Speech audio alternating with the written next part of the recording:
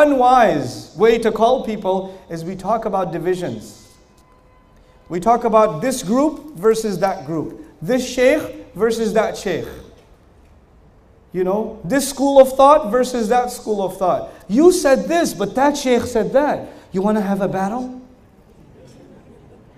You know? And then there are people who say they talk about Islam, but the only thing they talk about is how wrong the other guy is. They will have YouTube channels, Facebook pages, blogs. These people put a lot of effort into studying the mistakes of someone else.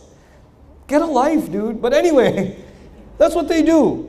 They study, and they say, in this video, in minute number 87, dude, you listen for 87 minutes to wait for a mistake? That's amazing. I am impressed with the level of attention span you have. This brother said this, and astaghfirullah al-azim, this is why this brother is a fitna, and he is calling people to the hellfire, and da da da da. And here's my blog to save the ummah from this guy. Does this sound familiar to you? People will benefit from someone, you'll be benefiting. I don't have to name any names. I don't care. I don't care. And this is not even about myself, because I honestly don't care. I really don't care. I read some of the comments under YouTube videos for entertainment. That's what I do.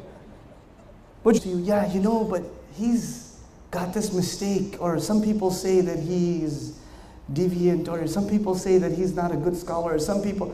Have you heard these conversations? Where do you get this some people business from? As we have this is not the sunnah of Rasulullah sallallahu alaihi wasallam. This is the sunnah of the Muslim community now. Anybody who will benefit people, you have to find something wrong with them.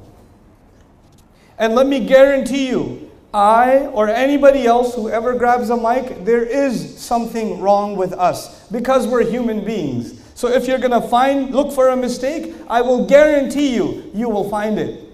Guaranteed, you will find mistakes because we're human beings. And if yours, he made a mistake. Well, like, yeah, he's a human being. You didn't accomplish anything. But you know what? We call this Amr bil Ma'ruf and Nahi anil Munkar. What is wrong with you? This is not Amr bil anything. This is you have too much free time on your hands and you don't know how to do something positive. Do something good. Instead of doing research on the mistakes of someone, why don't you go help your mother cook? Why don't you clean your house? Have you ever smelled your socks? Go wash those instead. You know? Do something else with your life. Don't do this. You're not serving anything. That's the first kind of unwise conversation. And it takes so much energy away from the Muslims. So much of their energy is just spent on this rad of this one versus that one and that one versus this one. Come on. You know? And then the second kind of poisonous, I don't even call it wise conversations about Islam. These are poisonous conversations about Islam. The second kind of poisonous conversation about Islam is when people are judgmental. They want to judge you more than Allah will judge you. They let people know they're going to go burn in hellfire or this is haram, and you don't even know the discussion of the fuqaha. You know nothing. But you think it's haram, so you want to put your fatwa on the world. What qualifications do you have, homeboy? Where did you get this from? I want to tell you a fun conversation I had. One of my friends, Sheikh Abdul Nasir, some of you know him. Sheikh Abdul Nasir and I were at a dinner. And there were some people having dinner with us, and one brother had a very short beard. He had a very short beard. And the brother next to him had a long beard. And the brother with the short beard, at dinner, turned to the guy with the long beard and said, Akhi, your face, haram. You have to... And he's embarrassing this guy at a dinner table. And you know, when it comes to matters of fiqh, I don't open my mouth because I'm not a faqih. I'm not even a scholar. But Sheikh Abdul Nasir is actually a faqih. And he's sitting there listening to this guy. By the way, both of them are like 20 years old.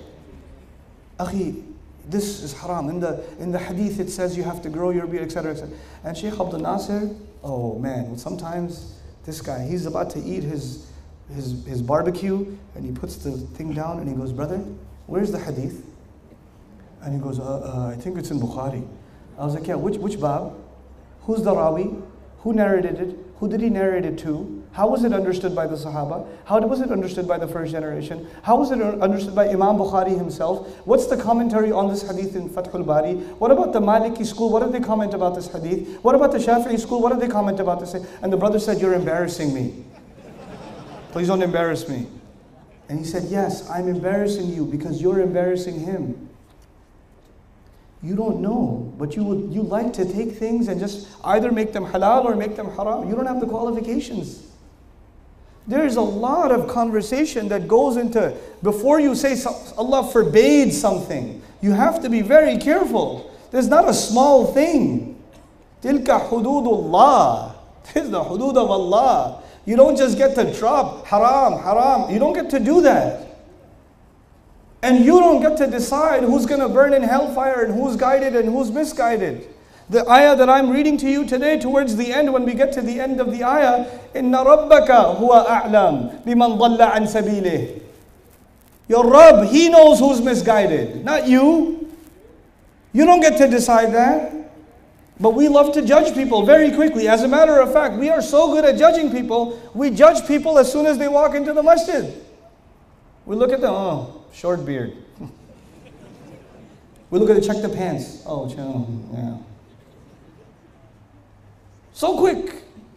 We send people to nar. Most people we send to, this is a horrible, horrible thing to do. Horrible thing to do. Judging people through Islam. The only one to judge is Allah subhanahu wa ta'ala. Our job is not to judge. Our position is not to judge. Then